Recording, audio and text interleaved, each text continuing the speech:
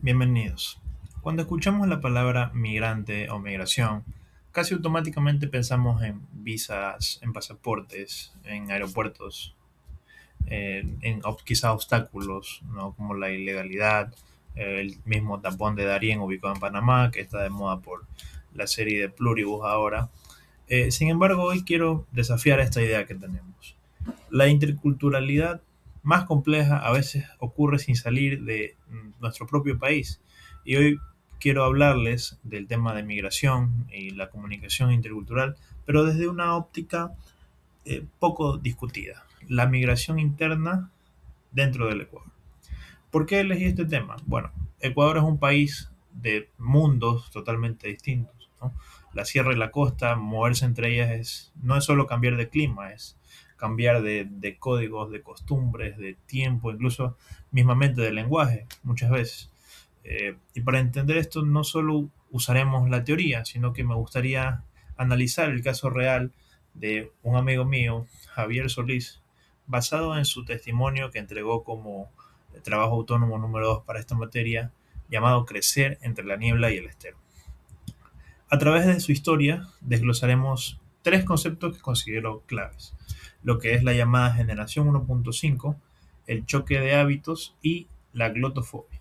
Mi objetivo con esta webinar es demostrarles que la identidad no es algo fijo, sino algo de negociación constante. Quisiera empezar con este término de generación 1.5 porque antes de cursar este semestre ni siquiera me había parado a pensar en eso. No quisiera empezar a definirlo como nuestro sujeto de estudio, este llamado Javier, se autodefine en su trabajo. ¿No? Él es un migrante de la generación 1.5. Este término, desarrollado por el psicólogo Rubén Rumbaud, se refiere a las personas que migran desde la niñez o preadolescencia. Normalmente de 6 a 12 años, ¿no? Cuando dejas de ser un niño mismamente. ¿Y cuál es la peculiaridad de este grupo? Que habitan en este limbo, ¿no? Que no son una generación de adultos bien formados, ¿no? Capaces de cuidarse a sí mismos, pero no son eh, pequeños, no son bebés que hay que cuidar tanto, ¿no? En este ejemplo, Javier, que nació en Guayaquil, pero se crió en esta burbuja de lo que fue Ambato, Quito, cuando regresa al puerto principal a los 11 años, no lo hace por decisión propia. Él es un equipaje, ¿no? Como para sus padres. Eh, Todo esto de la migración familiar, legalmente es guayaquileño, su cédula lo dice así, culturalmente es un extraño en tierra propia. En su trabajo La niebla versus el estero, Javier nos cuenta que al llegar a Guayaquil experimenta lo que Pierre Bourdieu llamaría un conflicto del hábitus.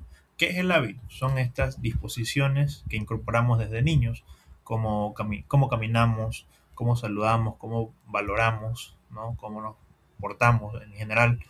Y en este trabajo trae un hábitus de la forma de ser del andino, de todo el uso de la formalidad, de todo el contenido emocional, su ritmo de vida pausado.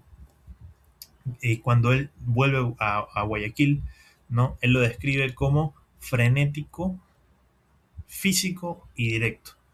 Se produce esta fricción que no es solo por el calor de la diferencia de temperatura que hay entre ciudad y ciudad, no, no es solo el uso del espacio, ¿no? Lo que en Ambato era respeto, era silencioso, ¿no? En el puerto principal se lee un poco más de como una debilidad quedarse callado, ¿no?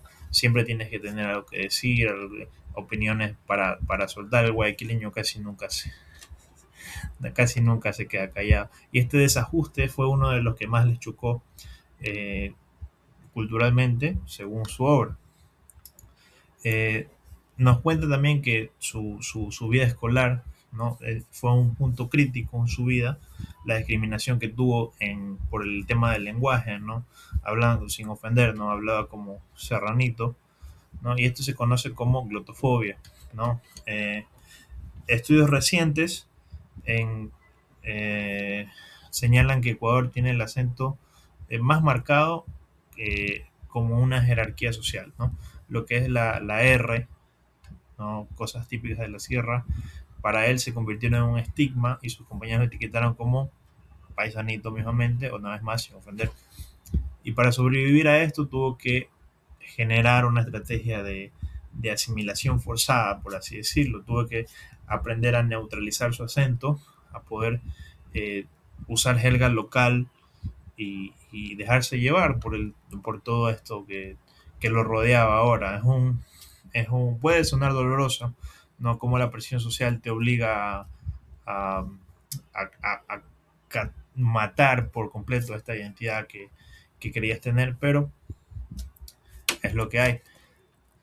Eh, Todo este proceso genera que el psiquiatra eh, Joseba Akotegui denomina como el duelo migratorio. Javier en su trabajo nos cuenta que vivió el duelo por la lengua, por el paisaje y por su estatus social. Sin embargo, aquí viene la resolución positiva. Con el tiempo, Javier pudo transformar este dolor en una competencia y hoy, ya con 25 años de edad, ha desarrollado una identidad híbrida entre lo que se conoce como el, el quiteño y el guayaco, tanto que si pudieran hablar con él justo ahora, quizá ni siquiera podrían reconocer si él tuvo alguna vez el acento de la sierra. Como conclusiones para esta historia de Javier, quiero dejar que la migración interna es un desafío intercultural, no hay otra palabra, es un desafío. No podemos subestimar el choque cultural, no solo entre países, sino que estamos dejando claro entre regiones de un mismo país, ¿no? La dicotomía que tiene la sierra y la costa, y ni hablemos de otros lugares como la Amazonía, que ni siquiera han de hablar español en algunos pueblos, no lo sé. Sigue siendo una barrera real y afecta la integración tanto escolar como laboral como social en general. La glotofobia es un problema, ¿no? Comunicadores, como educadores, profesores, debemos estar alertas. Ridiculizar un acento de esta forma violenta no es sano, para empezar. Y la meta de la hibridez no es la asimilación. El éxito que tuvo Javier no fue volverse totalmente un guayaquileño costeño, sino fue aprender a navegar entre ambos mundos. Esta es la verdadera competencia intercultural y que es la capacidad de traducir nuestra esencia en nuevos códigos sin olvidar de dónde venimos. Ya para finalizar, quisiera agradecerle por revisar este webinar. Quisiera disculparme por no poder haber cumplido con los objetivos de los trabajos anteriores. Eh, por cuestiones personales no he podido dedicarme mucho a la universidad. Pero eso. Eh, yo soy el autor de Ni de aquí ni de allá, La niebla versus el estero. Mi nombre es Javier Solís y esta fue la evaluación en contacto con el docente para la materia de elementos interculturales de la comunicación. Muchas gracias.